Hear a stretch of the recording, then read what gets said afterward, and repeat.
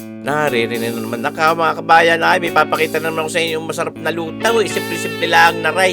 Kayang-kaya nyo din, pangmasarapan na rin ating pangtanghali ang aray. Mga kabayan, tayo magluluto ng kinamatisang pusit laot. Ayan mga kabayan, tayo nagsasangkot siya na niyang ating bawang na yaan.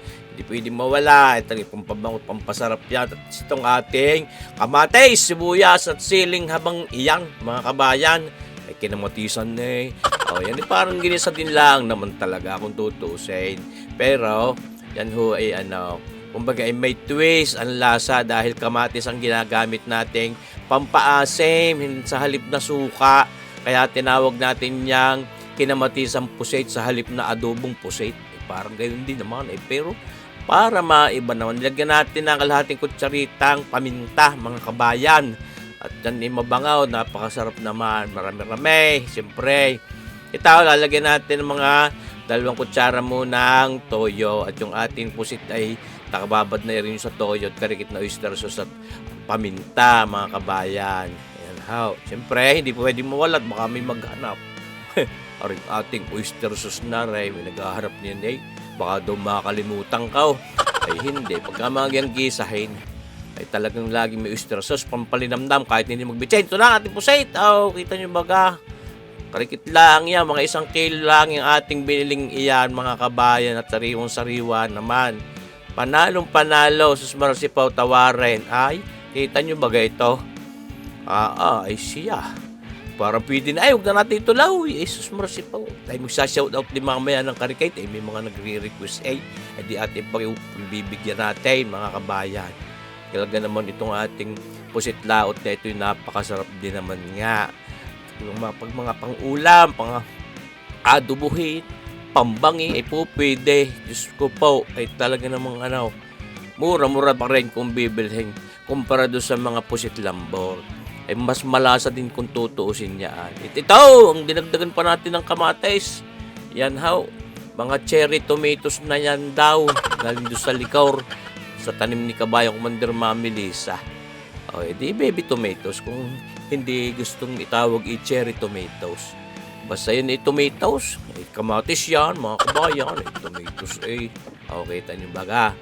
Yan ho'y ating pinakakatas pa. Yan ho'y magkakatas muna yung pusit na yan. Hindi muna ho natin yan tutubigan. Pag yun medyo talagang may naikatas na yan how, saka natin yan tutubigan at palalambutin natin paang-angin. Yan hong ganyan, kung tutuusin, 2 klase ng pagpapalambot o pagluluto niyang pusit na gaya. Kung gusto niyo parang half cook, yan ho, sa puntong yan, pwede niyo nang hanguin, pero ako yung nalalansahan pagkagayaan. Kaya ang gagawin natin pagpapalambutin ay yung paang-ang. Yan ho, mga kabayan. 2 klase pala ay uhaw, mga kabayan. Yan ay ating lalagyan ng tubig. Kita nyo, nagkakatas pa. Wala pa tayong nilalagyan ng tubig. Lalagyan din natin ng karikit na tamis ng pag-ibig.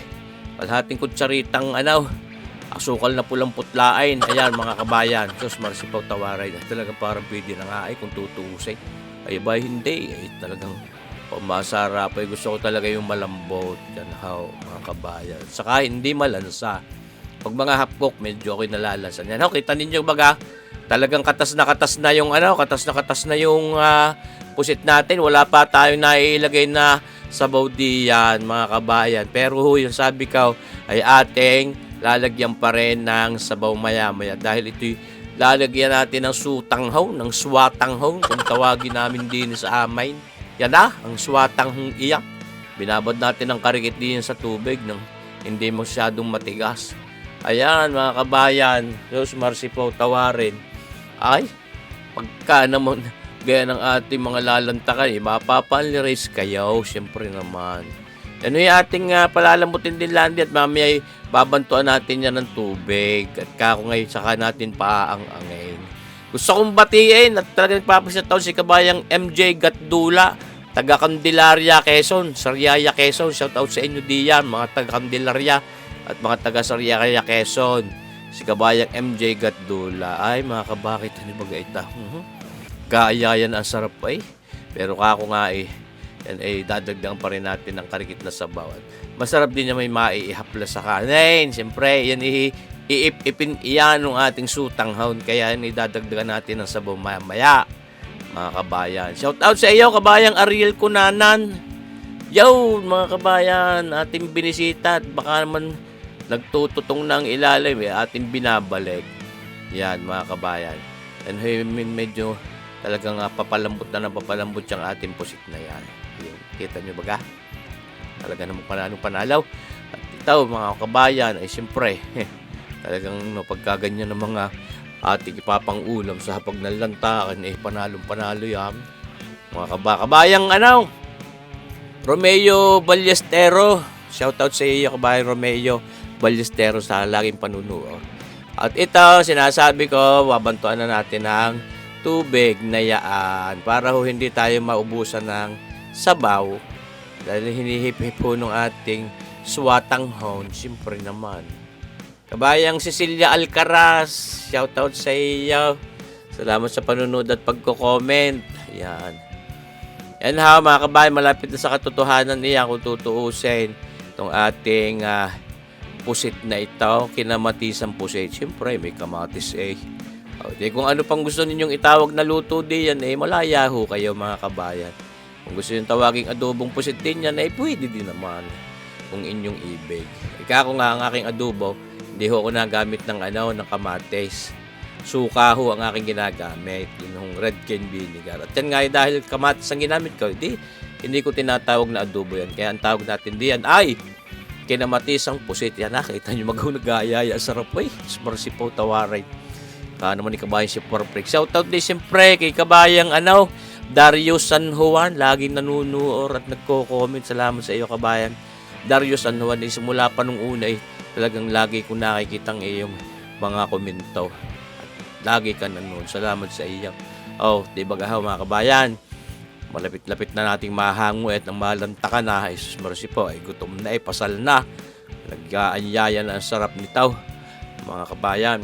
Kabayan Francisco Mendoza, shoutout sa iyo diyan sa Rome, Italy. At saka siyempre sa lahat ng mga kasagpi natin, mga kababayan natin dyan sa Rome, Italy. Pati ang aking kapatid na si kabayang Romel Tamemelo. Shoutout sa inyo diyan, mga kabayan diyan sa Rome, Italy.